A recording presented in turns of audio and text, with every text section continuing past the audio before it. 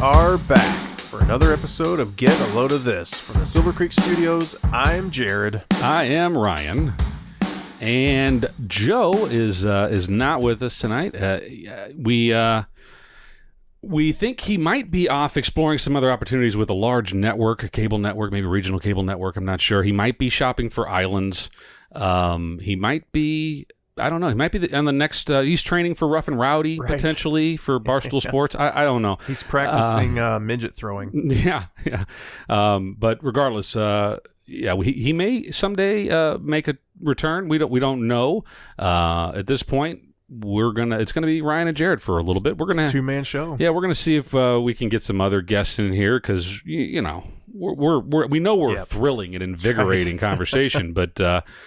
You might want to hear another voice mixed in here periodically, but we decided, since it's just the two of us, that we were really going to kind of dive deep into some serious content. We kind of got away from that a little bit. You know, there's a lot of humor, but we really want to just say, yeah, this is real serious fuck stuff. That we're gonna it's the real deal now. So, what did we decide we're going to talk about this time, Ryan? Well, the two words that I texted to you were spousal flatulence. Spousal flatulence. So that's right. That's what I looked down on my phone and thought, okay. Yeah, well, that's one way to kick things off. I mean, look, season 2 of the podcast. There's simple truths in life, and one of them is that everybody farts, right? Most people. Everybody farts, Jared. Even you. I know it may be once a month for a half an hour, but it's still you do. Yeah. So you and I have talked about this before that you claim to have never intentionally flatulated in front of your spouse, and she claims that it's happened one time that she caught you. She nailed you. It wasn't so much in the being act. Caught. It was something snuck out. It did. Yeah. There was. Well, we'll get into that. So, but yeah. I mean, so we've talked about that. You make an effort, though. Is the point that you make an effort to not fart in front of? It was a big lie for a long time. Really? For since we were dating, that neither one of you ever farted. No, it was me. I said I don't fart. No, and she bought it. She was like, "Really?" And I'm like, "Yeah, I don't. I just don't fart." Well, where does it go? And I probably should have finished that sentence with, "I don't fart in front of you." Yeah, right. But it was this big thing for a long time, and it became a thing that that people would like raise their eyebrows and be like, "What?" Yeah. And I was like, "Yeah, I don't fart." And so it was this like, well, of course. Yeah, everybody has. Well, we've already covered on an earlier episode, which the bathroom etiquette episode, that that you don't urinate frequently. Oh yeah, right. Or the deuce. You don't. That's a probably a once a month opportunity for you. Not quite, but close. But your bathroom visits are rare. Oh yeah. You have very good self control over your bodily functions. I, on the other hand, do not. I mean, I do. I mean, I think I do. But I just I think I made a grave error early in my relationship with my wife, and whenever you're in that courting phase, everything's, everybody's proper. You never on the first date, on the first 50 dates, nobody, maybe not 50, 20, 30, I don't know. You definitely try not to. Yeah, you try to avoid that, you know. And I recall my lovely bride masking the sound of her using the toilet. She would go into the bathroom, and you know what she's doing in the bathroom, but she would turn on the faucet and sometimes the shower, just to try to, so I couldn't hear her using the bathroom. Those were great days. Needless to say, I had no idea that a single fart in 1996 would result in the barrage that I am inundated with on any given evening or morning in my house.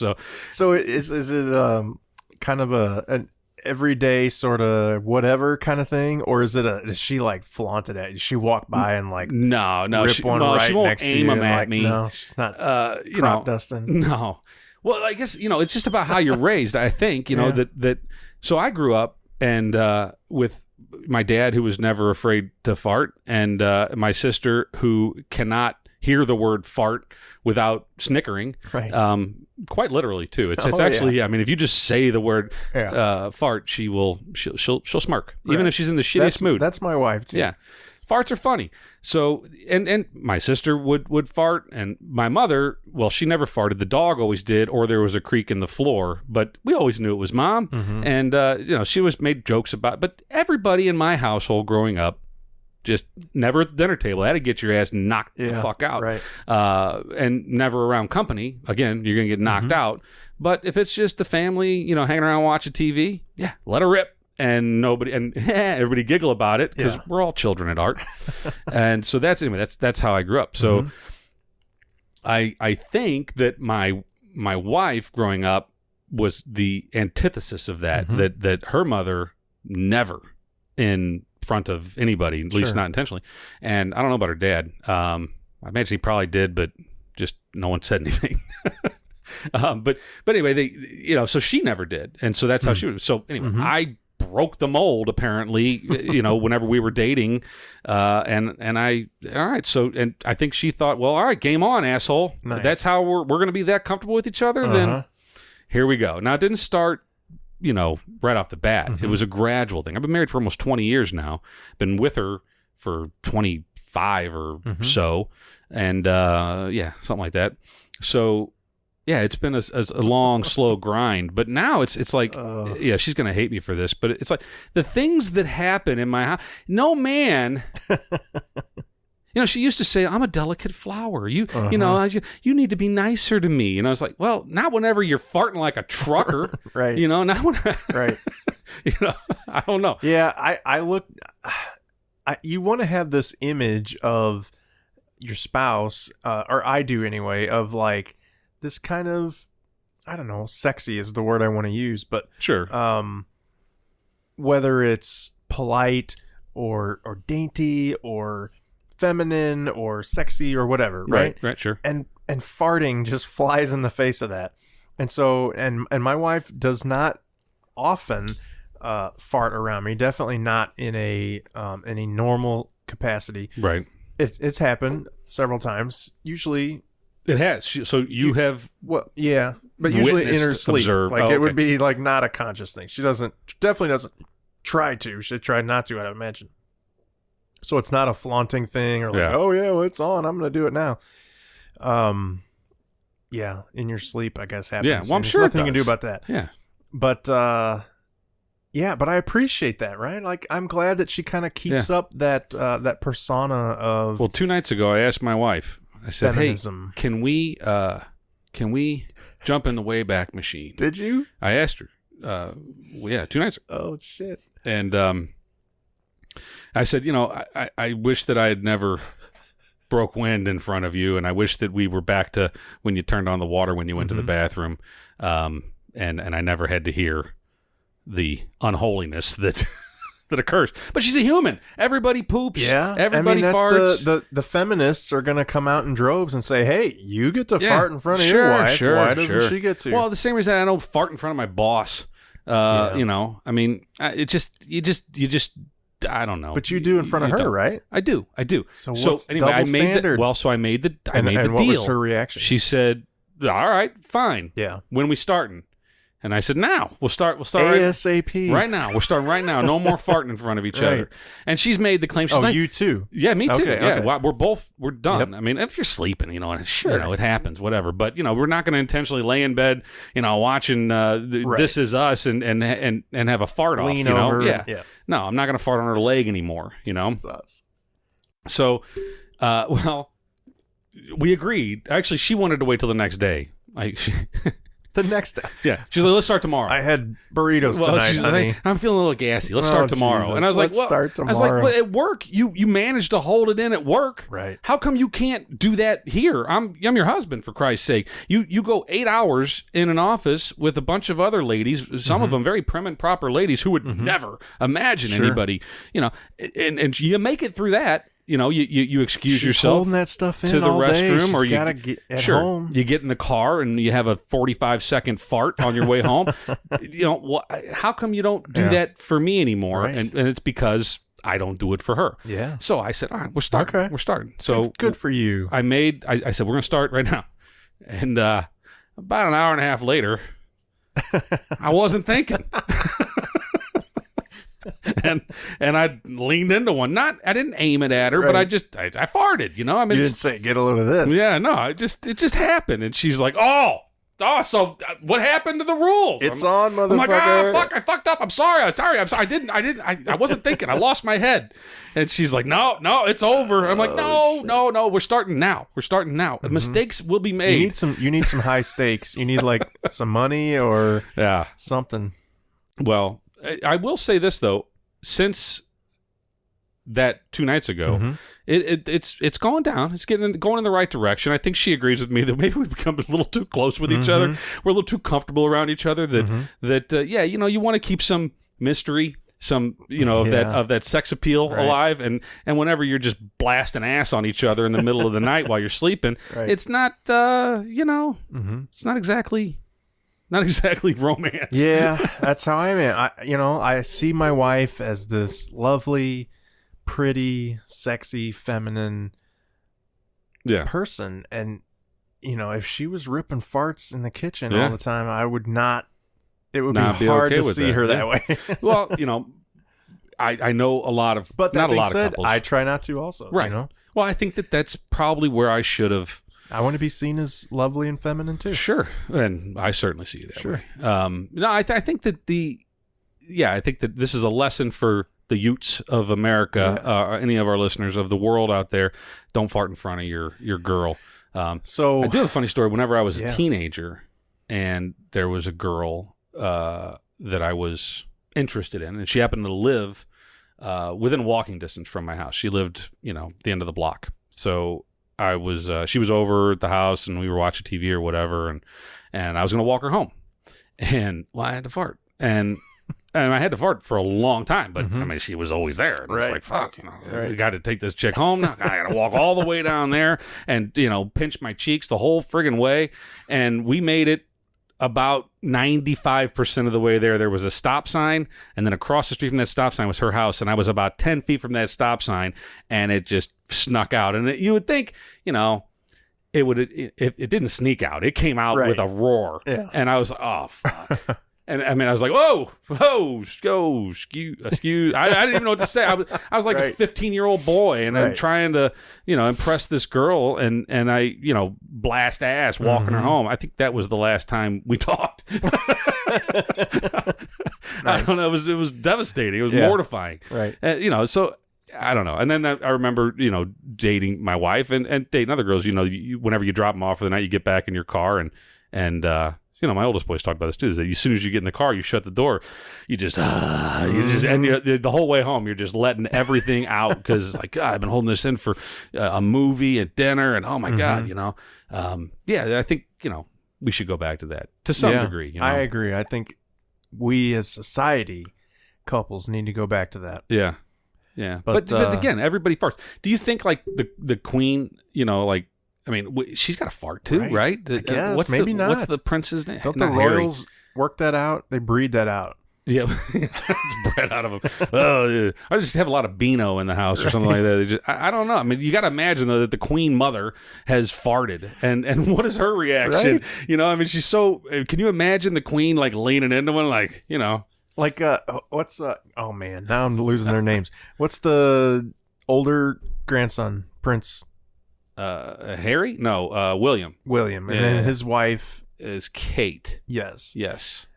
Like, has she ever farted in front of the Queen? Oh no, she's never farted in front of the Queen. You don't think? But I'll bet you William's heard one in the middle of the night. I'll bet William has, but has the Queen heard Kate do it? I'll bet she has. Those two have been together all the time. Think they're tight? I'll bet she's farted in front of the Queen, and the Queen does what? What's her reaction? Tea and crumpets and flatulence? Off with her head. No, I can't imagine. If anybody farts in front of the Queen, I think it is immediate execution. I don't know.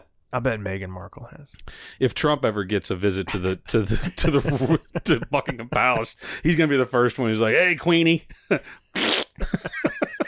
Melania. Yeah. You should hear my wife. Yeah, I don't know. I mean, everybody does it, so I don't know why it's such a I know, but it is gross. It is something that you do. You try not to do it around certain people, whether it's your boss or a teacher or a girlfriend or whatever, right? Yeah. So if everybody does it, why do we all try to hide it in certain circumstances? I don't know. You don't belch in front of your boss either, do you? No, not intentionally. Not really. Yeah. I mean, So just certain things. It's called decorum. And I think it's and more across the society, it's lacking amongst all of us. Right. Well, see? Don't worry, I'll edit that out. My nephew, I won't name him, but he has always been a gassy kid. We've taken him on trips. You've told me about and oh my God, this kid can clear. I mean, the car is just ridiculously. He smells so bad. Yeah. And he farts all the time. Like it's crazy. I've never seen anybody as gassy as this kid is. He can't hold it. I don't know if he can't or just doesn't care doesn't or thinks want it's to. funny. I'm sure once you get a laugh from it, then you're going to keep doing it. Well, a year or two ago, he started dating this girl. She's very nice, lovely, older than him. And so you would think he would always be on the lookout, try to impress her, try to, be cautious around her and everything. Nope. He rips farts around her all the time. Really? And she's just like, she shrugs her shoulders like, whatever. That's just, I guess I'm going to put up with it. And I can't believe that she's okay with it. And he does it all the time. Yeah. Well, one of my nieces. And it's funny. Maybe both of my nieces. I don't know. But I know the younger one, she doesn't have the boyfriend anymore, but when she did, she would fart in front of him, and with the whole family there, like we'd be at Christmas, and she'd squeak one out or whatever, and then she'd giggle about it, and it was like, dude, I mean, you're still in the courting phase. I mean, for crying out loud, I mean, you want to get a ring. I mean, she's too young for that anyway, but man, hopefully maybe that proves he wasn't the right one, because she was, she wasn't trying to impress him enough. I don't know. So we started with this, but we thought about maybe getting into just the etiquette in general of married life. Yeah. What are some other things that we kind of have to be careful about, or you don't do? A couple episodes ago, we were talking about showering, and, I share a shower with my wife, and for now, until all the kids are gone, and then I'm going to kick her out into the hall bathroom, and then I get my own shower, and I get rid of all the products, and I'll have 2 shelves to put my bottle of shampoo and my soap, which is all I need. But hair. Your bar of soap. Yeah. I don't use no stupid body wash. I got a new sponge, by the way. It's the gentle one. It's great. I'm proud of you. Anyway, so hair. She complains about when I shave or when I trim my beard that there's hair everywhere, and they're just they're little clippings from trimming my beard. In the sink, right? Usually in the sink. If I'm trimming it with like the electric trimmers, like if I'm like trimming it down or whatever, then shit goes everywhere. Gets everywhere, sure. And I do my best to try to clean that up, and but I never get them all right. I mean, there's always like a straggler here or there, and we have the double sink in our bathroom, and so things happen to fly over into her zone. What am I going to do? You're a guy. Yeah, come on, You're a hairy dude. Well, so she complains constantly. Well, not every time I trim my beard or shave, she complains about the whiskers everywhere. I'm like, look, you married a guy, I mean, if this is, I'm sorry, I'm kind of hairy. I had a beard when we got married, I mean, these things happen, right? Furthermore, she's shedding and has been for years, and these long crazy hairs are everywhere. I mean, and I say every morning there's a couple on my side, and I don't. So she's blow drying her hair, or she's brushing her hair, or whatever, and they fly, and then they eventually land, or I'll see them like stuck to the wall in the shower, and like she's only 5'3", but somehow or another, one of these hairs is like up here at like 6'4". I'm like, how the hell did that happen? What are you doing in here? And how are you losing so much hair? Because she still has a full head of hair. I'm like, well, I don't know how many hairs. I don't know, but that's one thing. It doesn't really bother me that much, but it's like things that we complain about our spouses with. It's like, well, I wish that he'd do this, and it's like, well, you know what? I wish I didn't find these these straggler 8-foot long hairs. The other thing is that I have a comb that I comb my beard with, and then I have a brush that I use for my head, and these flying hairs land on the comb or the brush, and then I'll brush my hair, comb my beard, and I'll find on the way to work, I'll I got something tickling my forehead or whatever, and I'll pull out one of these long hairs that has fallen on my brush. Then I brushed my hair, and now this thing is come with me. The nerve. It's ridiculous. No, so that's little shit. I mean, it's not. Look, I'm still married to her, so it can't be that bad. But well, ever since college, my wife, before she was my wife, has cut my hair. So years and years and years, decades now. Love you. Thank you for doing it. Appreciate it. Saves us so much money. Yeah. And I have a very such a complex haircut well too. Now especially it's very easy. But back in the day, she would style it, and it looked good. She did a high top fade, do the kid and play look. No, it's more like the Brad Pitt kind of. I don't know what you call that, but I don't know either. Whatever. Anyway, I have no idea what you're talking about. You don't know the Brad Pitt look? No, from like '97 or whatever. Yeah, I don't know what Brad Pitt's hair looked like, and it was sorry sexy, to say. let me tell I'm you. sure it was wonderful. Anyway, so whenever we would be doing that, especially lately, now I just shave my head really short. So if she's doing that, I'm sitting in a chair in the bathroom, and she's doing her thing, and there's hair everywhere. And generally, she's the one cleaning that up. So you should sweep that up. Well, I should, but what's the first thing I do? I get in the shower. Get in the shower, right. And so there's this mess on the floor. Right. She doesn't want to leave it there. She cleans it up, and I appreciate it. So I would say, here's a solution to this. Before you sit down in the chair, you go get the vacuum cleaner. Right. Okay. You bring the vacuum cleaner into what you do in the bathroom? Yep. Okay. So you bring the vacuum cleaner to the bathroom. You sit down. She cuts all your hair. Shit's plugged in, ready to go, right? As soon as she's done, you hop up, you grab the vacuum, you vacuum yourself, you vacuum vacuum the floor. Dangerous, Ryan. Yeah, well, hopefully you're wearing clothes. I mean, you're not doing this stark naked, are you? No, I mean, that'd be weird. I mean, whatever. But etiquette. To each his own, But so, you vacuum everything up, you clean up as best you can, and then now she doesn't have to vacuum that up, she doesn't have to clean it up, and she's probably sweeping it up. She's probably doing like with a broom and a dustpan. See that? That's women. My wife does that shit too. She's like, well, you got to sweep. I'm like, no, I got an expensive Dyson vacuum cleaner. Clog up your vacuum with a bunch of hair. No, they're little hairs. They're not that long. And you'll vacuum up a dust bunny from your cat or your dog. But no matter what you clean up, there's still going to be shit falling off of you, and you're going to get in the shower, and there's still going to be some hair, and she's still going to have to clean that up. Well, yes. But that's just peripheral damage, right? That's collateral damage that no matter what, even if, that's going to happen no matter what. But you're going to do the majority, the dirty work, right? And that way she doesn't complain about that anymore. And you can hop in the shower. She would still complain. Well, probably. But well, here's how I know that. Because lately, I would say the last several months, year, I don't know, whatever, I've been cutting my own hair. And like I said, I've got a really simple, easy, clippers haircut. The number 2? Everything's a number 2? I do a little fade. Oh, okay. I get yourself? a little creative with it. Yeah. I mean, and I need a haircut. Ryan keeps looking at my hair really? Yeah, I'm trying to. But I am at the point tonight after the podcast, I'm going to go up and maybe shave my I head. should cut your hair. I would like to see that. I was going to say I would like that, but that kind of had a weird. That was weird, yeah. But anyway, I'm going to cut my hair tonight. Anyway, so when I do that, I lean over the sink and try to get as much of the hair that comes off in the sink. Sure. And then when I'm all done, I would get, tissues or whatever and get the bulk of the mass of hair out without, you don't want it going down the sink. No, yeah, clog. Yeah, you got So problems. I get as much as I can out, and I'll put that in the trash can. And then I start rinsing out the sink, rinsing off the countertop and everything. Yeah. But inevitably, some hair is falling on the floor. Sure. It's getting behind the faucet knobs. It's getting under the soap. So is it next day that she rips your ass for that? Or is it... I try to clean it up as much as I can. I do. Well, you're never going to do it well. But she always thinks I do a shitty job. Yeah. What the hell? There's hair everywhere. And I'm like, I literally wiped as much as I could, and I looked again. No matter what, there's going to be some little hairs somewhere. Is she losing? She's random got hairs, long hairs all over the place. Every time I wear, I don't know why it is. But you're not allowed to mention that. No. Well, you don't. I don't. Yeah. I keep it in my back pocket though. Not physically, literally. I keep the keep it ammunition. Tucked over hair. Yeah. But no, but I swear every time I wear a fleece pullover or something, little zip up thing. I have her long hairs embedded in the fleece, and when I'm at work, I'll put my arm up and see this hair hanging down. I'm like, what the fuck? And she's pull it out, sending little pieces of her with you. Long hair. That's just leaving her mark on you. Is what she's doing. She doesn't want someone else to come along and snatch you up.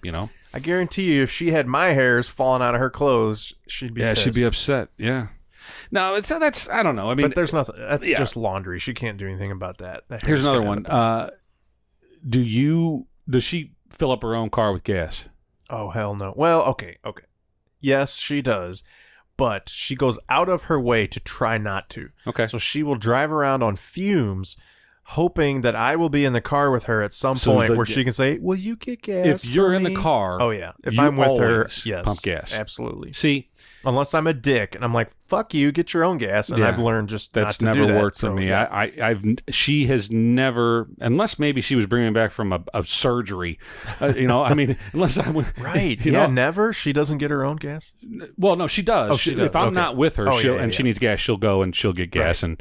But yeah, if I'm in the car and she needs, and gas needs to be pumped, it's my big ass is getting out of the car and pumping gas. Yeah. Which, whatever. It is what it is. I mean, I don't like doing it because to me, it's something she doesn't want to do and makes me do it. And where's the equality then? That right there irritates me. Is it that big a deal? No. Can I do it? Yes. Yeah, sure. But the fact that I know she doesn't like to do it and just makes me do it, it pisses me off. Right. But there's things that you don't like to do. She will pump her own gas. Sure. That you can't just say, hey, I don't like doing this. Right. And you're here, so you just may as well do this. But it doesn't work that way. It's a fairly simple thing that I can do.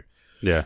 To quote my hero, she does say thank you. So Bill Burr, he makes that statement. That women are all the feminists are all for equality.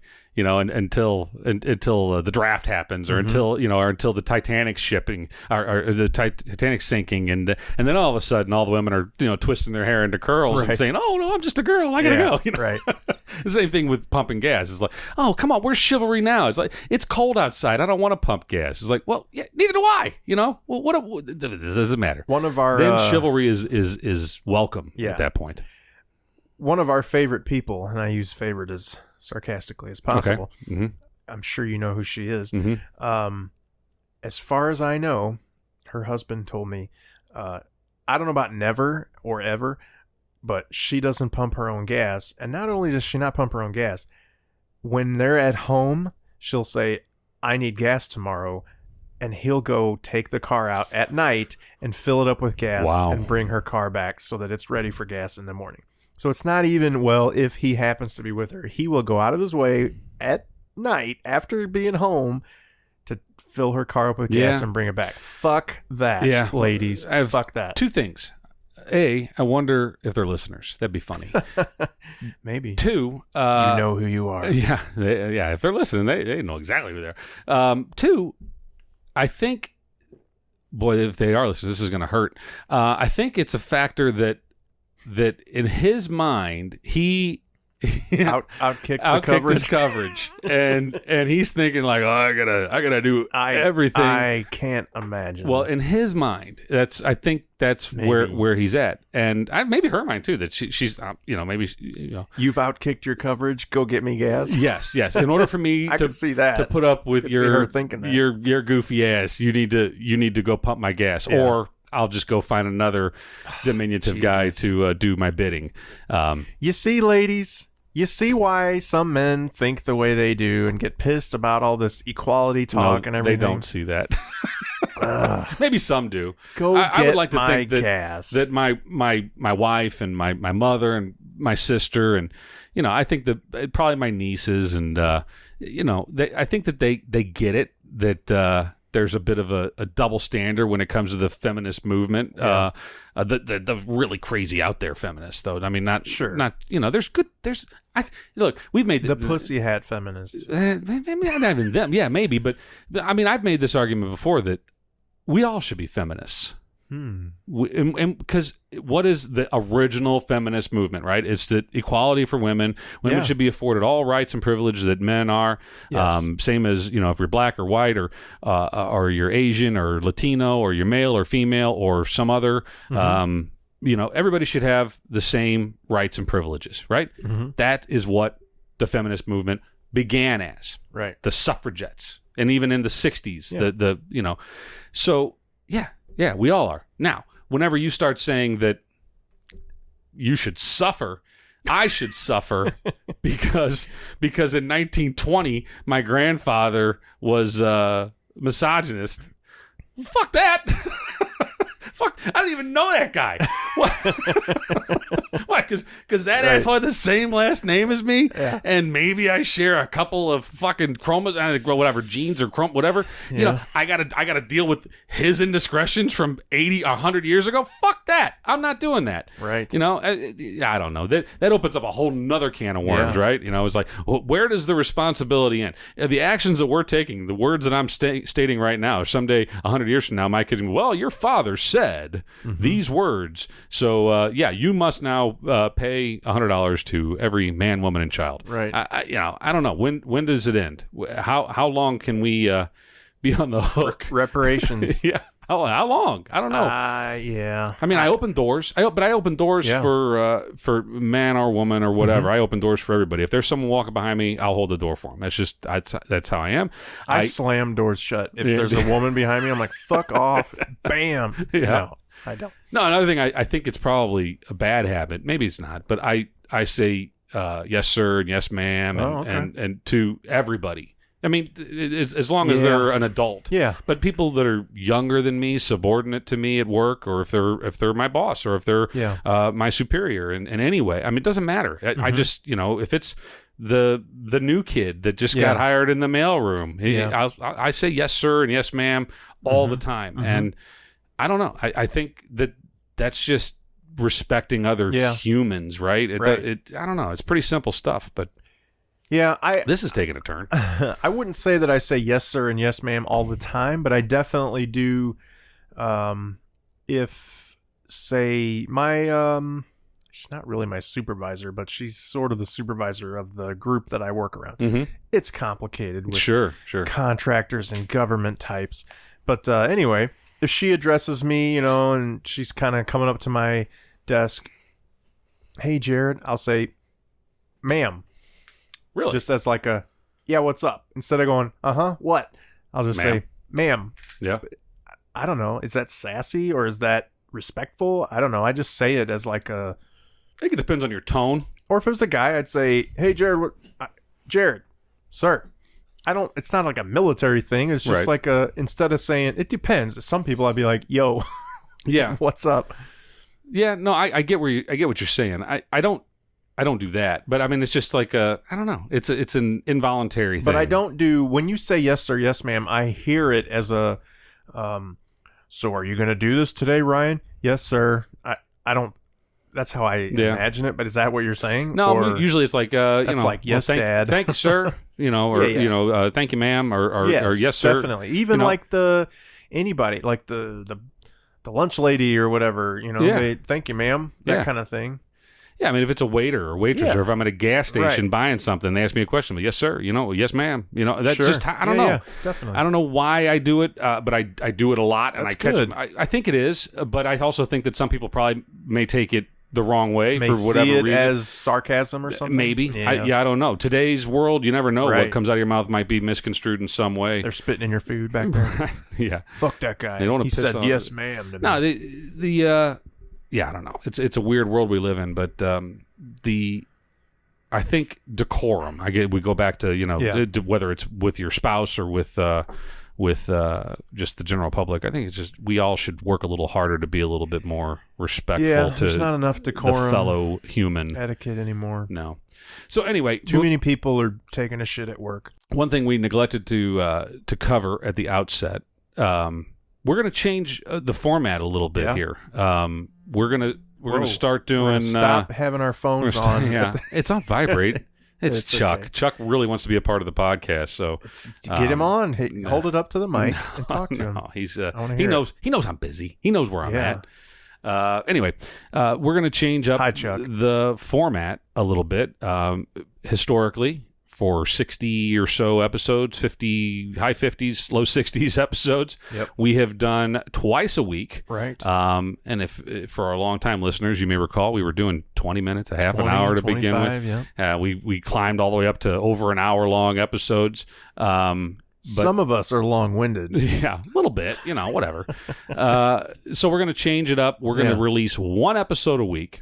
We're going to go a little bit longer, maybe. We'll see what we got. I mean, right now we're at a half an hour, 40 minutes, something like that. Yeah, and I'm pretty sure we've beat this topic. We beat the spousal etiquette, but we got other paths to go down, man. Right. I don't know what, but we'll figure it out. That's a good idea, I think. But we're going to do one a week, a little bit longer, and we'll see how it goes. And if you want more, let us know. We always ask for you to give us your feedback at Load This Podcast on Twitter, Instagram, and Facebook, or send us an email, loadthispodcast@gmail.com.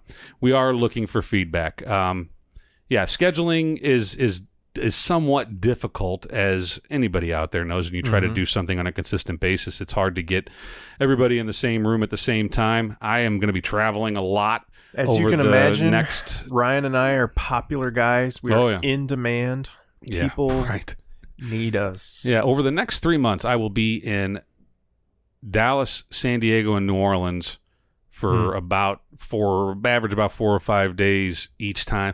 That's not, I mean, a lot of people travel a lot more than I do. We've had Mike on here. He used to travel every week, and he was gone all the time. So I shouldn't be complaining, but it is a lot, especially when you're trying to put something like this together and try to be consistent with your release. So we're going to try to change things up a little bit, and post once a week. Yeah, but on another note, we know we keep lying to you and saying that we're going to have video, but we've said this before too. There's a tripod.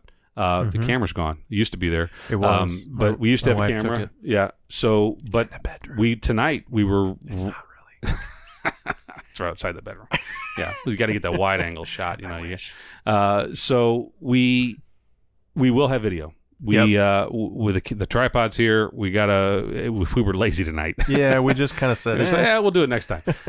So we're gonna start taking video of our ugly mugs and putting it out there on the YouTubes for everybody's viewing. I think that pleasure. could open up some things, like not props, but the beer that we're drinking, we can kind of show it off. Sure. We could have things that we're talking about, we can show it. Yeah, but mostly I want people to see how pissed Ryan gets. Yeah.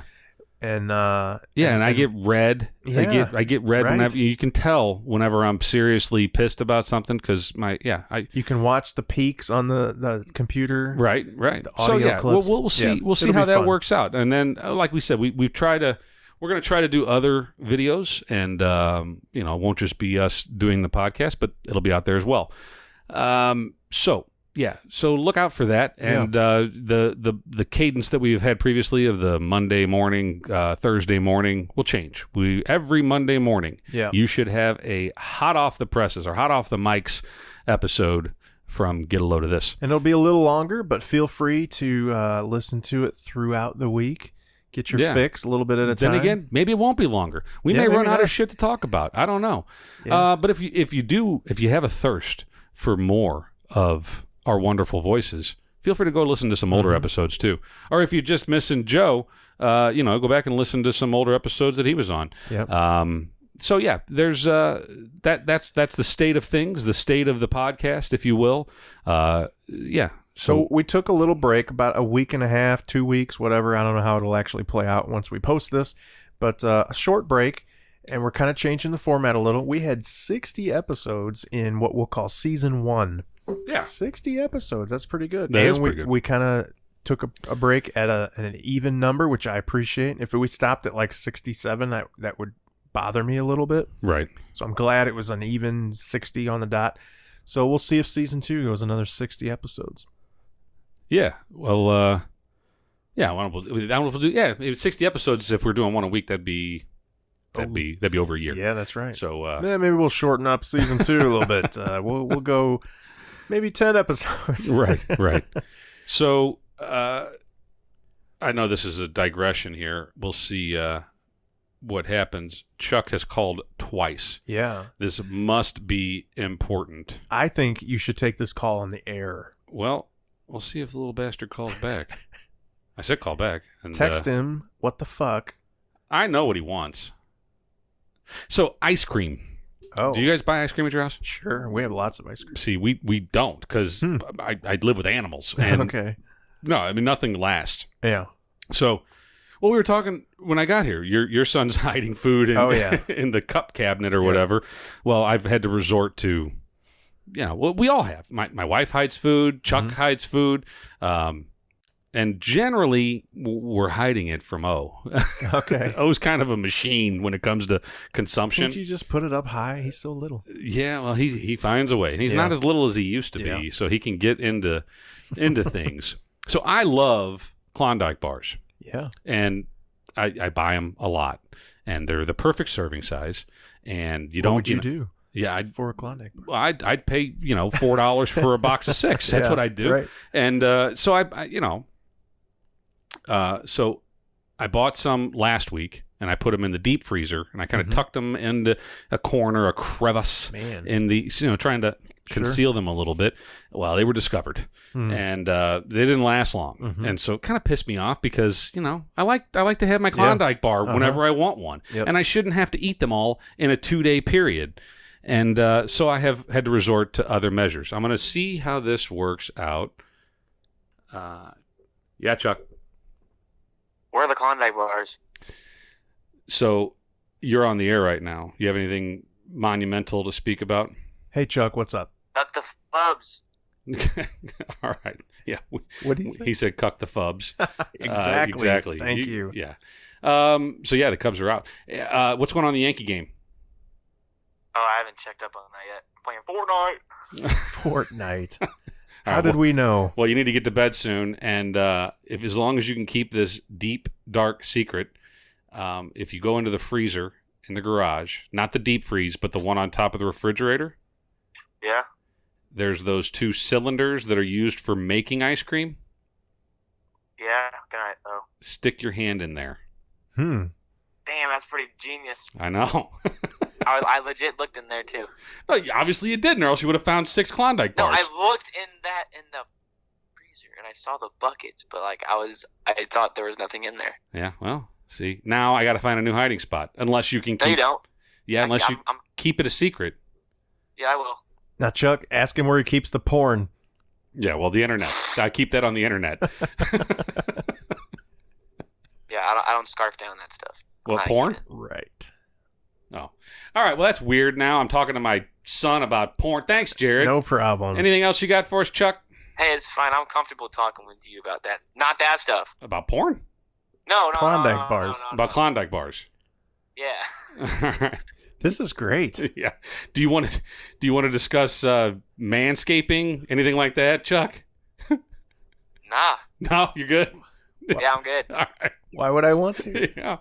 Well, Chuck is an open book. Chuck will tell you, tell me, which is great. And my wife and I tell all our listeners. Well, we're very apparently. happy that he is very open and honest, and he shares sometimes. Yeah, it's never too much, but it's sometimes borderline. It's like, all right, we don't need to know that, Chuck. But it's good. It's good to have an open and real conversation with your kid. But there are limits, right, Chuck? Yeah. I just have one request. Chuck, please feel free to put my daughter in her place a little more often. Oh, wow. She needs it. Can I hit her? Well, I don't know about that. You're not supposed to hit girls, Chuck. Well, she hits me. Oh, well, in that case, I don't know. You got to defend yourself. When does the don't hit a girl card get revoked? I mean, when you get hit by that girl. Exactly. When you get hit, you can hit back. You have permission. I don't know. I mean, she's a little girl. She can't be hitting you that hard. I won't hit her that hard. Well, don't hit her at all. She packs a All punch. Right, yeah. You shouldn't hit all her. Right, don't hit a girl. Unless she hits you in the face, like with anger. I think she's probably hitting you like Elaine from Seinfeld, which you don't even get that reference. But right. I mean, she's hitting you. I don't know. Maybe there's something more there. Maybe she's hitting you like a girl that likes a boy. I don't know. Maybe. Now, if she's kicking you in the junk, you can fight back. Oh yeah, no. Then the gloves It's are off on. at that point. Yeah. Yeah. This is getting weird. Hey. No, but Go ahead. She's actually hit me in anger before in the anger? face. So That doesn't surprise me at all. In the face? yeah, she slapped me. Like open hand slapped you across the face? Yes. Pretty much everything she does is in anger. So Did you say something stupid? No. Were you eating corn chips? No, I was not. Well, why'd she hit you? I can't really remember, but I remember the hit and I remember the feel of it. the feel. You want me to have a talk with her? I just tell her to watch out because you've given Chuck Chuck's got free the rein green light. that if he gets slapped, that you never know, something's coming back. Maybe you just enlist. That's what you need to do. You need to enlist the services of another young lady that just watches your back, because you can't hit a girl. But if if this other young lady sees her hit you, then you're going to unleash the hounds. What you need is a female bodyguard, Chuck. This is true. Someone who can do your dirty work for you. Yeah. All right, Chuck, this has been fun. Great talk. Thanks for calling into the show. You should have started this off with long-time listener, first-time caller. This is Chuck. I'm from St. Louis. Goodbye, Chuck. Goodbye. We got to make that a recurring segment. Yeah, well, he calls regularly. Yeah. Sometimes the younger one does too. Big O calls sometimes too, but... What's the Fortnite password? Yeah. I don't know what they could possibly... I mean, I don't know. That's the other thing. No one can remember a password. I mean, do you remember all your passwords? Yeah, but I make a point of only having a few, and I know that's kind of dangerous. Right. But fuck remembering 12 passwords. I'm not going to do that either. Right. Well, I'm about ready to... what do they call it? LastPass. There's a couple different apps. That seems really dangerous too. Well, right, because now you got one password that lets everybody into all your passwords. Yeah. So I'm a little sketchy about it. But my wife is horrible with passwords, and she won't even try. I mean, well, so here we booked a house in New Orleans on VRBO, and I booked it. Mm-hmm. And it's under her email address, or maybe it's the family one, whatever. But it's hers. It's her account, and it says like, "Hello, Tammy." You know. Mm-hmm. So the guy canceled on us out of nowhere, which kind of pissed me off. But, I heard you guys talking about that. He apparently had it listed on Airbnb and VRBO, and it was Double booked on. Yeah, and so he can't. We were the last ones. So whatever.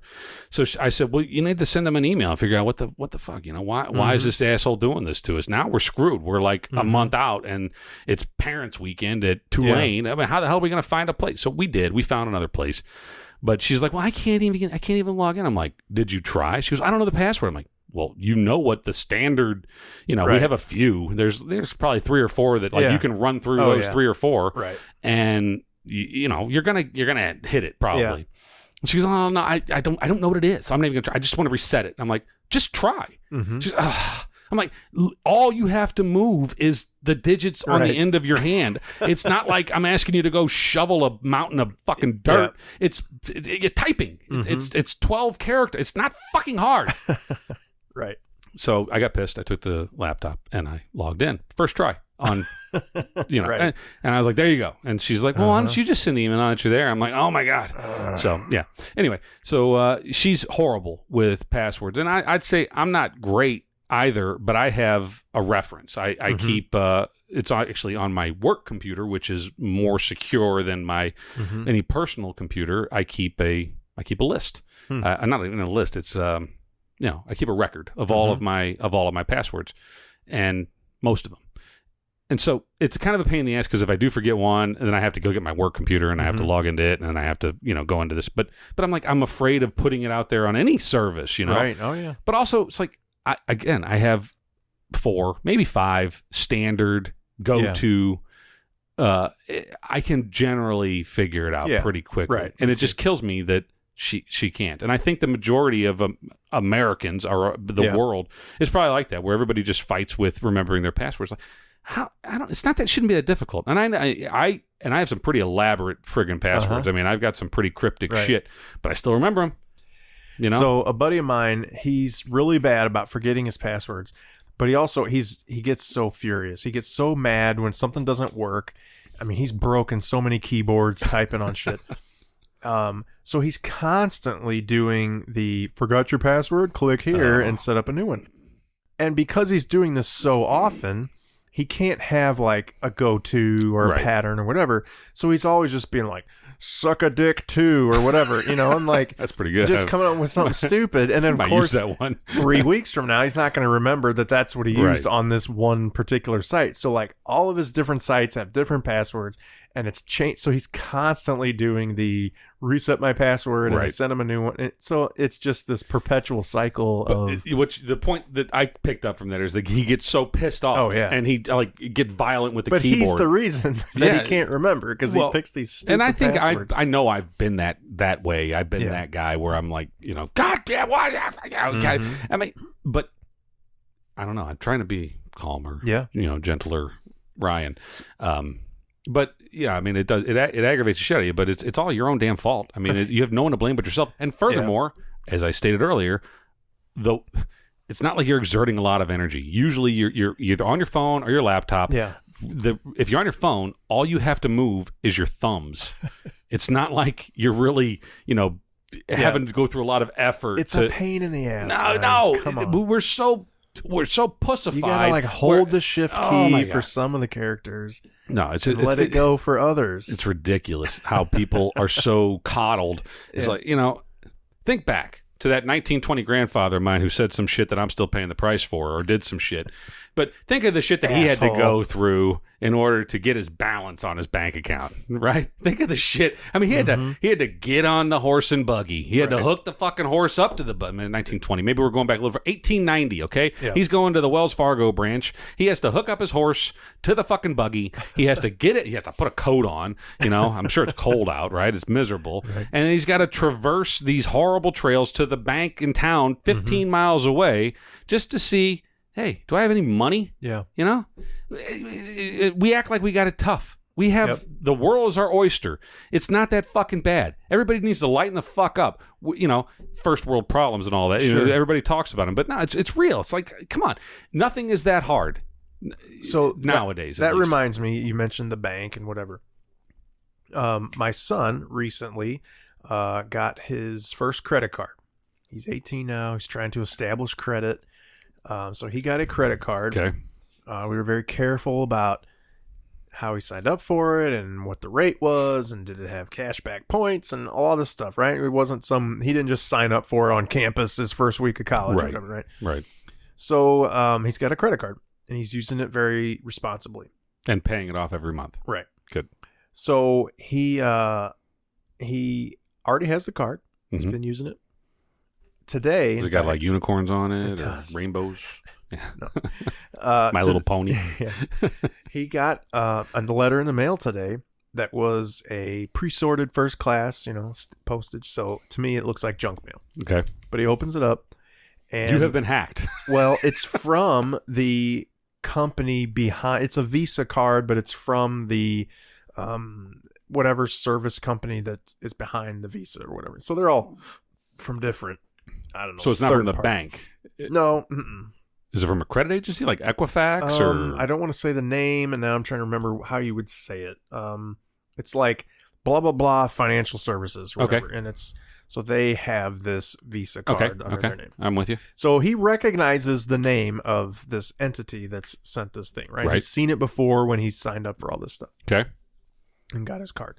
So it says on this form, and it's pretty bland. I mean, there's a little bit, maybe some kind of letterhead, but it's a very uniform font and type and whatever. It's not a fancy looking letter.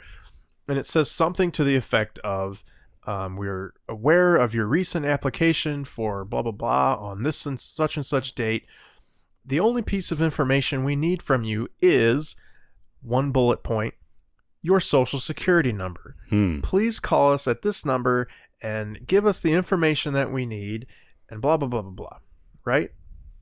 And I'm looking at this like, this seems like a scam. Nobody just contacts you and says, we need your social security number. Right. But it seems like it's from the company that they wanted him to call them? Yeah. It had a phone number and it was give us the information we need. And the only information they listed was your social security number. So I'm like, this is a scam, except it's got the name of the entity that has his card. It has the date that they knew he recently applied for a credit card. You can get that from your credit report. Right. Yeah. And so I do think it's some kind of scam, but it's pretty good. Like, it's pretty Well, convincing. what I would do is he has the card. I would that was call, the thing. In order to get your card, we need this. Well, he already has the card. Right. So I would call the number on the back of the card. Yeah. And, or if he has a statement already, which I doubt he does, or the number that came with the card on the paper with the card. Right. I would call that number and say, hey, I got this. Right. Is this from you? Do you really need this?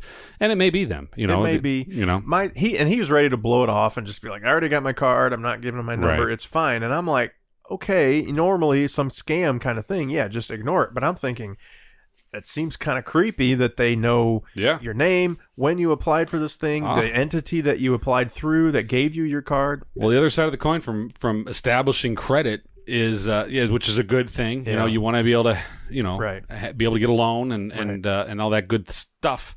But it opens you up to Becky from Fraud Card Services calling you on your Mm-hmm. cell phone saying do you get those whatever her name is, Julie from Card Services or whatever it is. Yeah. We have an urgent message about your credit. I generally ignore all that stuff, but yep. Someone was saying there was an article about that in 5 years 80% of cellular phone calls will be fraudulent. I saw something. I don't about know that. Yeah, I can't verify those numbers, but I don't doubt it because I think about 90% of phone calls that I receive on my phone are spam, and because nobody calls anybody anymore. They all everybody text or whatever, and whatever. So when you get an actual phone call, it's like, oh, what the hell is who this? the hell? What the hell? It must be important. Or it's Chuck. Yeah, it might be Chuck looking for Klondike bars. Yeah, no, but I think so. Our kids our oldest are the same age, and it's one of the things that my wife and I keep saying to him about down at college. He's on a college campus, and I know that's where I signed up for a credit card when I was a freshman. And free T-shirt. Yep. It was a card and it had a Cardinals logo, St. Louis Cardinals logo on the card, and I think I got a Cardinals T-shirt too. And I was like, oh yeah, good for me, whatever. But it was stupid, and they gave it to me, and they I had a $5,000 limit. I'm like, I can't afford $5,000. I can't afford anything. Yeah. So it's good, but I think I would advise, and I've advised my son, don't. Right. So if you want to, fine. There's a story to that. There's a real reason to. He's trying to run a business, so I get it. It's a little different. He's not going to school. He's already working. He's self-employed. He's doing his thing. He's starting life, right? He doesn't have 4 more years to kind of fuck around and take classes and whatever. So he's, to his credit, he's trying to... TJ would take issue with you saying fuck around and take classes. But TJ, if you're listening, I'm sure you're fucking around right now. No, I actually had a calculus midterm today. Yeah. He's not... Sure, Dad. Yeah. Whatever. I know he's done some fucking around. We all know TJ's a hard worker. So anyway, so he had this conundrum, how to establish credit. And I was the first to say, well, don't get a credit card. Fuck that. Like, run away. You are setting yourself up for danger down the road. But I talked to several people, and that was almost their first thing to say was, oh, we'll get a credit card. And so I was like, put it away, man, and never use it. I feel like that's dangerous. But so we talked to the bank. I talked to a loan officer at the bank. I said, in my mind, what he should have done was get a small loan and pay it off over, a certain amount of time, and don't ever be late and all that. And that will help establish credit. You're not worried about credit card interest rates and never paying it off and whatever. Right. And the loan officer at the bank said, no, he should just get a credit card. We were like, what? I agree really? with the loan officer. I think, well, because you don't have to use the card. Right. To establish credit, you can just have that open line of credit. Yes. Don't they say that you need to show that you can pay off a balance? In fact, they say if you pay it off every month, certainly, then you're not helping. If he's credit. responsible enough and you need to carry a balance. I would say don't carry a balance. But if you that's what they say. I don't know. I don't know how the math works. I've heard people say if you pay it off every month, then you're not showing your ability to be responsible with a debt. And pay back a debt. Counterintuitive. I think the other way around. If you pay it off every month, you're just using your cash as basically. That's what they're saying. In order to show that you are credit worthy and we can trust you to pay back a loan, you have to carry a balance. Which again, I agree is dangerous. I don't want to. I told him not to do that, but everything we were researching was like, yeah, that's how you have to do it. Yeah, I don't know. So I don't know. I don't want him to carry a balance. I told him not to, especially I would say at first. No matter what, if you do use it, pay it that month. And I mean, look, he's still a young man. Establishing credit does take some time. It does take you know, time. I mean, having one credit card isn't gonna make or break them. Yeah. Having a few late payments on that credit card will break them. Sure. And you know, it goes real bad real quick, I think. If you only have a limited history, but right. No, I don't know. I don't know how that whole thing works. All I know is that when it comes to credit, I have, not bragging, but I have good credit. Mm-hmm. I pay my bills and my numbers high. Yeah. What's funny is my wife, for about 13 years, she didn't work. She stayed at home and raised my kids, and I'm grateful for that. But she didn't have income to speak of. Right. Not even to speak of. She didn't have income. Period. Yeah. She was not paid by anybody, and she had a higher credit score than me. Wow. Yeah. And it's because her name was on the loans you were paying. Yeah, every loan that if with the house or if it was cars, you know, she would you know be on it because that's how we roll. And so her and again, every bill was paid on time. Yeah. So and then I had anything that was, you know, questionable was probably just in my name. And so, you know, I don't know, but it wasn't a dramatic difference. I mean, it was 30 points or something like that. But but it pissed me off, and I was like, what the hell? She doesn't even have a job. Right. How does she have a better credit? She can't afford to pay anything. You know. Yeah, but my wife was that way. So she was a stay-at-home mom, which again we appreciate.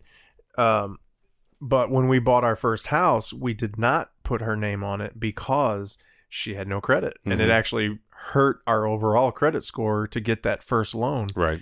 And so we didn't. But we weren't building her credit up with that. Right.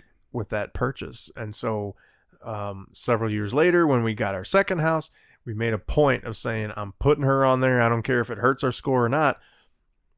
We're going to build her credit that way." And I think at that point we had gotten a car loan at some point, and had her on that too, you know. So we had built her credit up some, but yeah, the very first time we did that, it hurt. So when us she to have her on divorces there. you, she can go. She's going to have excellent credit. Yeah, that's good. No income, perfect credit. All these loans she's paid down religiously. Yep. Yeah. Yeah, I don't know. I think that's not a broken system, but it's definitely flawed. It's not. I mean, it doesn't make sense the way that.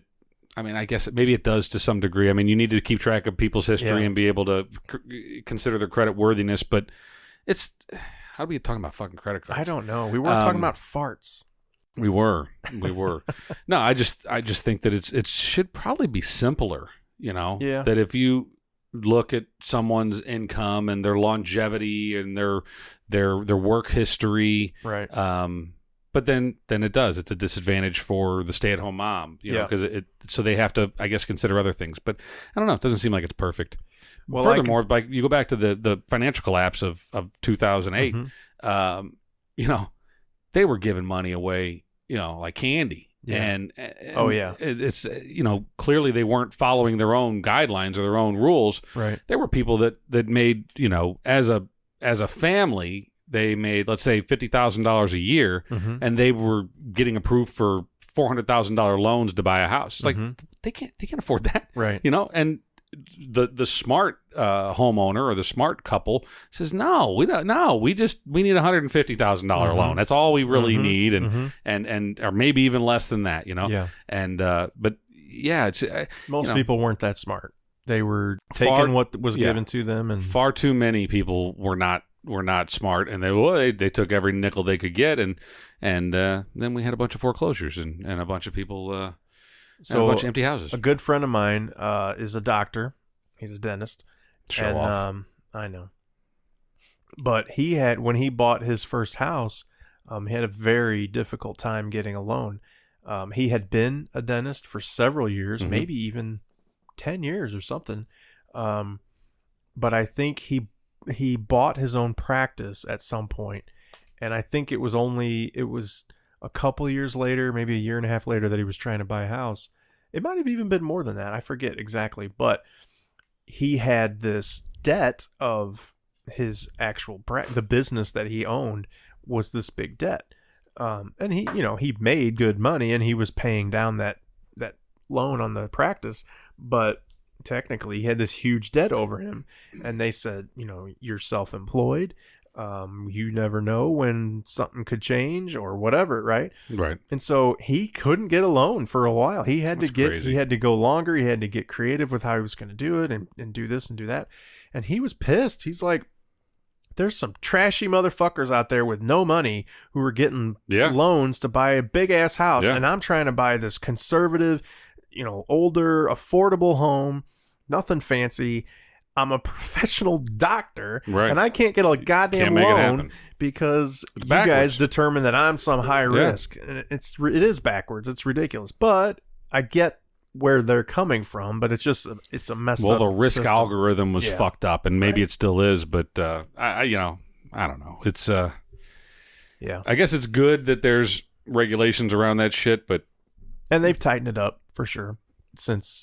Yeah, I don't know if it's any better for the years. doctor who's got the loan from his buying. Yeah, who knows? But I mean, every instance is different. He may be lying to you too. I think he's full of shit. He's probably got some shady stuff. Maybe he's got a couple liens on him. Since then, he has paid off his practice, and now he's rolling in. Yeah, well, sure. Yeah, so good for him. Yeah, that's why he went to medical school. So, fuck, I had something to say. What the hell was it? I don't know. Ah, shit. I hate when that happens. I should write shit down more often. Takes notes. Yeah. Oh, I know what I was going to say. We're going to wrap this up here in about 2 minutes. Maybe not less than that. If anybody has any ideas on how we can use music, and not how we use it in the podcast, but just be able to play a song, just be able to, and how do we gain the rights? I'm going to do some research on this. It's kind of bugging me. Ryan really wants to use actual copyrighted music on our podcast. Well, yeah. I mean, I think, I don't know how we would use it in conversation or whatever. Maybe it's a top 10 list. Maybe it's the greatest songs of all time, as if that's never been done before, or obscure shit that I like that I don't know that anybody else has or everybody forgot about. I don't know. One hit wonders, whatever. I don't know. But the point is that when you're doing a podcast, you basically can't use anything. But I know that there are others out there that are. So how are they doing that? How do you purchase the rights to that music and use it within your podcast? I know Bill Burr, he does it. I know that there are others, probably Rogan. But I know, like, for instance, my wife has done videos on YouTube with a pop song, and it gets flagged and removed. Right. So she has to be real careful about using non-copyrighted material. So the point is, you got to be able to buy the rights. I mean, there's got to be a way to do it. But anyway, so if anybody has any ideas out there, let us know. @Load This Podcast, Twitter, Instagram, Facebook. Get a load of this. No, what is it? loadthispodcast@gmail.com. Get a load of this on YouTube. Get a load of this podcast. Yeah, fuck. You got to put the podcast on the end or it doesn't come up. Well, we got problems. So, so many ways to get a hold of us. Yeah, there definitely is. And we welcome everybody's feedback, and we hope that the absence of Joe will not dissuade you from tuning in. I expect there will be a return at some point. He's a busy man, though. He's a very busy guy, and we just hope. I think we helped his rise to stardom. I think he's being sought after by. Maybe by ESPN. I don't know. I don't know. He's got some things in the works, and maybe I'm a little jealous. I mean, I know he's a talent. He's a raw talent, and that's why we brought him in. Anyway, so definitely check us out on all the social stuff, and look for us every Monday morning. That's right. Not to steal from our friend Mr. Burr, but. Dare we call it a Monday morning podcast? I don't know. It is what it is. Yeah. We're not going up against any well-established podcasts out there in the world. No. We're not trying to steal anybody's thunder. No. When Bill Burr's representatives come knocking on our door, we'll let you know. He's not as angry as he used to be. No. I think he's got a kid now. Well, yeah, that does calm you down. Maybe I'm not angry enough. I think I'm angrier now that I have teenagers. What? You've had kids for 18 damn years. I mean, you're just now getting angry. No, I've been angry, but it's a whole lot worse now. No, it's controlled anger, controlled rage. Maybe that should have been the name. They call it? I don't know. Yeah. Whatever. I think we're wrapping this up, Jared. Yeah. Until next time. Wait a minute. Wait, fuck As the usual, Cubs. fuck the Cubs, who just really got fuck the Cubs. eliminated from the playoffs. I would love to say fuck the Yankees, but they are beating the shit. Ooh, the A's just scored 2, so they're beating the crap out of the A's 7-2. It's the bottom of the 8th. Looks like the Yankees are going to win the wild card game. So poor I gotta Oakland. say, I think I'm pulling for the Rockies. Me too. They did us a solid by knocking the Cubs out of the playoffs. Well, they're a likable team. They're a likable, scrappy bunch of young lads. I don't know. And I still like Matt Holliday, and they brought him back. Right, yeah. So Rocktober. Hashtag That's Rocktober, as they have been I'm saying. going to hashtag that on Twitter. That was a great game last night. So now everybody knows on what night we're actually recording this. But it happens to be Wednesday night. But that was a great game. If anybody didn't watch it, I think it's worth going back, watch the highlights. 13 innings, right? It was 13 innings, and Chuck and I stayed Pitcher's up duel. for every second of it, and it was a hell of a game to watch. Bases loaded situations, all kinds of stuff. And well, I think even if the Cubs had been triumphant, I would not have been as happy about it, but it was still a great game. It was a good game all the way around, and the worst part of that game is Alex Rodriguez. Oh, really? Oh, he's horrible. I mean, listen. Everybody likes him as a commentator. Fuck A-Rod. I mean, no. I mean, look. Do you not have enough A-Rod? You got J-Lo. You know, you're probably not going to get in the Hall of Fame because you got the performance enhancing shit. Maybe someday you'll get there. You'll get your own fucking wing. You know, you're going to have a statue out at Yankee Stadium. You don't want to hear You're a from gazillionaire. A-Rod? He offers nothing. I could do what he's doing. I don't know. They say he puts a lot of good takes. Bullshit. If he's trying to be the Tony Romo of Major League Baseball, he is failing. Well, Romo's killing it, and I mean, he actually brings something to the table. He actually has good commentary, better than Collinsworth, better than most former players. I like Romo, but I kind of like A-Rod too. A-Rod's horrible. He's shit. And right. another thing is, on ESPN, hashtag ESPN, those fuckers, they talk too goddamn much. They should take. They do. Who am I to talk, right? But they should take a page out of the greats, out of the Jack Bucks, out of the Mel Allens of the world. Yeah. That sometimes, you know, saying nothing is saying more. Mm-hmm. You know, and just you don't have to fill every second of the telecast with words. Number one, we know that if the Cubs happen to score in the bottom of any of these innings after 8, that it's a walk-off. No shit. Thanks for pointing that out, Alex. And the other asshole was a Baskerville, whatever his name was. No, I mean, it's just obvious shit. Tim McCarver. I would rather listen to Tim McCarver over A-Rod. Former Cardinal, love him. I am so tired of hearing Tim McCarver. I don't like him either, but I would take him over A-Rod any day of the week. At least he's got a good story. A-Rod's got, like a year ago, I remember. Fuck you, A-Rod. You know what? And I can't say anything bad about. I can't say anything bad about J-Lo because she's a wonderful specimen. She's a fabulous woman and extremely talented in multiple ways. But yeah, fuck you, A-Rod. Wow. Yeah. The hatred. I don't. Now he wasn't even the best. He wasn't even the best shortstop on the fucking Yankees.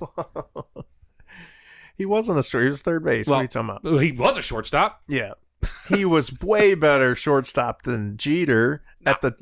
Yes, Jeter's never been a defensive shortstop. I don't like the Yankees. Period. Yeah, but if I'm going to take any player from the left side of the infield of the Yankees, it's Jeter over A-Rod. Jeter was clutch. Jeter, go back to the Seattle days. A-Rod's a way better shortstop and probably a better hitter. Nah, but Jeter's Jeter. I get it. Nah, I'm not an A-Rod apologist, but I don't mind him as a commentator in the playoffs. I can't stand him. He should go away. And if I don't know. It may dissuade me from watching more postseason baseball if A-Rod is going to be the commentator. Wow. That's a take there. That's a solid take. I'll watch there, it with folks. the sound off. I mean, I think. Well, hopefully it won't be there because will it be on TBS after tonight? Was TBS okay? So I guess like every other game is ESPN and TBS have. It's by league. I think the American League's on one channel and the National League's on the other. I think. I'll have to check into that. I could be wrong. Well, it looks like I'm watching a lot of American League baseball through the playoffs. Through the audio. You can get that on somewhere. I don't know. Anyway, it's horrible shit. Well, we appreciate the Rockies because, as usual, fuck the Cubs. Until next time. Hashtag Rocktober. That's right. I'm Jared. I'm Ryan. And get a load of this.